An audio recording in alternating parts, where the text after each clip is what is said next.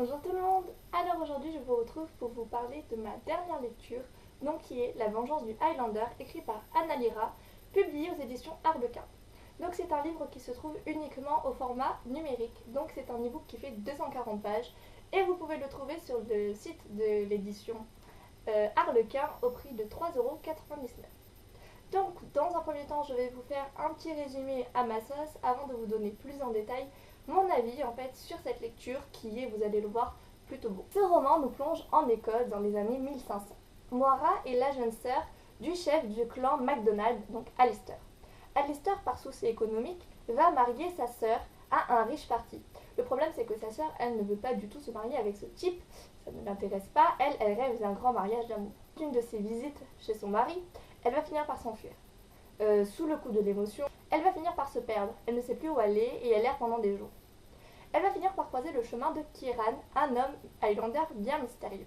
Déjà, il n'est pas habillé avec un kilt, donc la tenue d'Highlander, et voilà, il a du mal à lui dire qui il est, pourquoi il l'a, et surtout, lui, ce qu'il veut, c'est se débarrasser au plus vite de Moira. Moira, elle, va réussir à user de ses charmes pour que Kieran, finalement, accepte de l'escorter jusqu'au château de sa mère, donc il ne fait pas partie du même clan que de sa famille, donc son frère.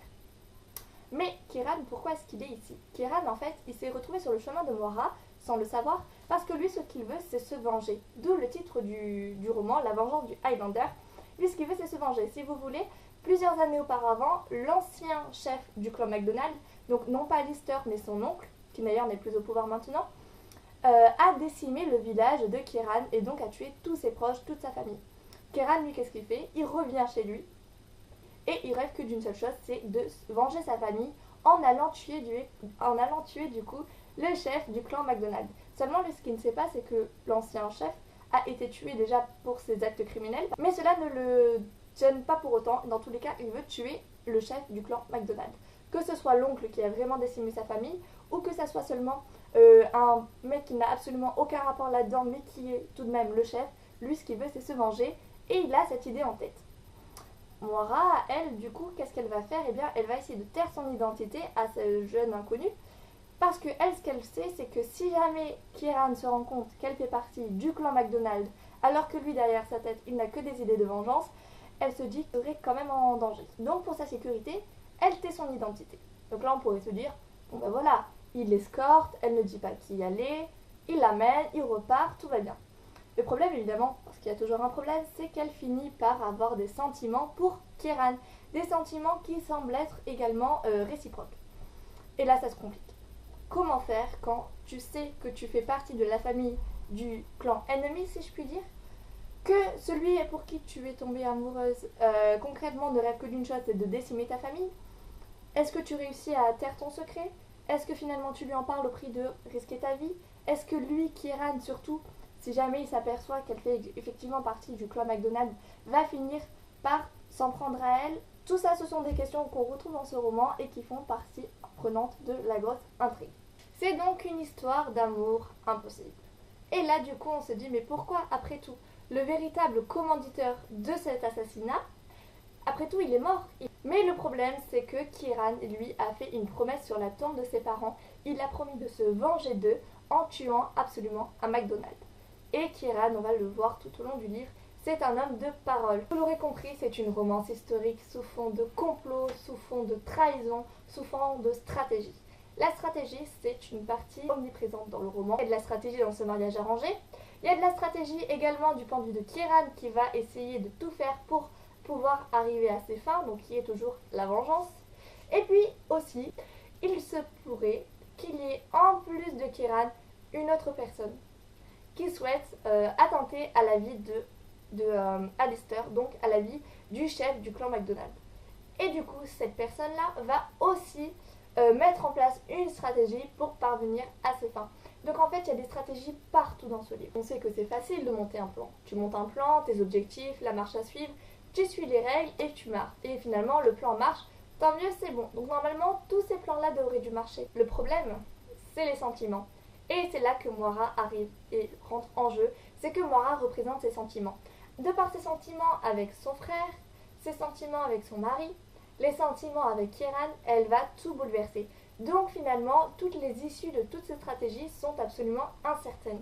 Et c'est là c'est vraiment génial, c'est qu'on se rend compte finalement qu'on ne sait pas où on va, on ne sait pas comment cela va se terminer. Ces sentiments qui se mêlent finalement à la stratégie chamboulent tout. Et du coup, jusqu'au dernier chapitre du roman, je ne sais pas comment ça va se terminer. Dans ce roman, il y a beaucoup de rebondissements, je me suis pas ennuyée une seule minute. Et en même temps, j'aurais envie de vous dire que ça aurait été un peu compliqué de s'ennuyer quand l'héroïne de ce roman, c'est Moira. Moira qui est une femme absolument éblouissante, j'ai envie de dire. Donc elle est très forte psychologiquement. C'est une femme qui n'hésite pas à tenir tête donc à son frère qui est pourtant le chef du clan. Et vous savez qu'à l'époque, ça se faisait pas forcément, surtout pour une femme, de s'en prendre au chef, qu'on soit la sœur, la mère ou juste une inconnue. Dans tous les cas, il faut respecter le chef. Et là, non, du coup, Moira, elle n'hésite pas à lui tenir tête. Elle n'hésite pas à tenir tête à son mari aussi, et ça c'est quelque chose qui est aussi très novateur dans le genre. Je veux dire, à l'époque, c'était rare quand on se marie, surtout un mariage arrangé, donc on sait qu'on n'a pas forcément eu le choix pour ce mariage-là, de tenir tête à son mari et au point d'aller se battre avec lui, au point de vraiment lui dire des choses horribles et de faire des choses horribles derrière son dos, et de s'enfuir d'ailleurs de chez lui. Ça aussi c'est quelque chose qui ne se faisait pas forcément à l'époque.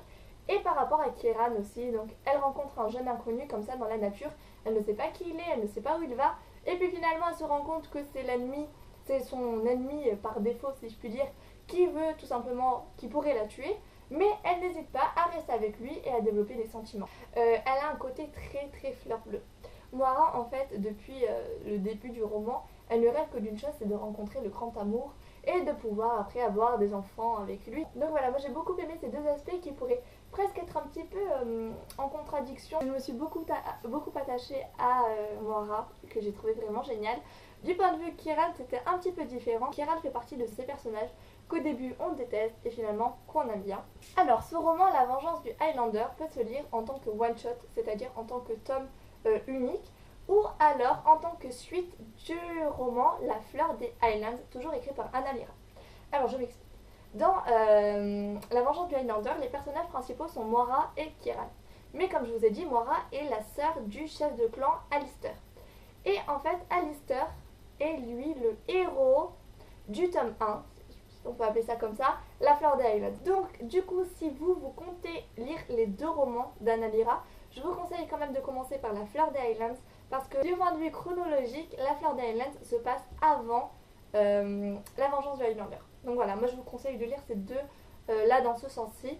Mais par contre, si vous souhaitez lire que La Vengeance du Highlander, vous pouvez, il n'y a aucun problème, vous n'allez pas avoir de problème de compréhension. La seule chose, c'est que du coup, vous ratez l'histoire de Alistair que vous retrouvez du coup dans La Fleur des Highlands. Du coup, c'est tout ce que j'avais à vous dire sur le roman La Vengeance du Highlander. J'espère que vous allez vous empresser d'aller le lire parce que franchement, il est génial. Moi, je vous remercie d'avoir regardé cette vidéo. N'hésitez pas aussi, pourquoi pas, à aimer la vidéo et à vous abonner si vous voulez voir mes prochaines parutions. Voilà, du coup je vous dis au revoir, à bientôt.